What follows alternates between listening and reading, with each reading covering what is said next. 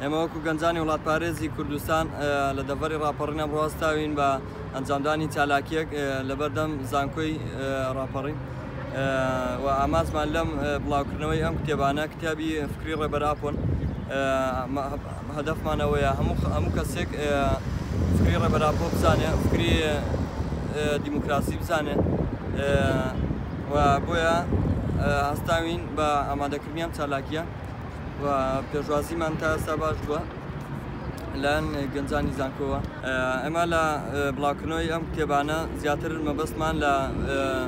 بڵاوکردنەوەی فکر و فەلسەفەی ڕێبەرابووە و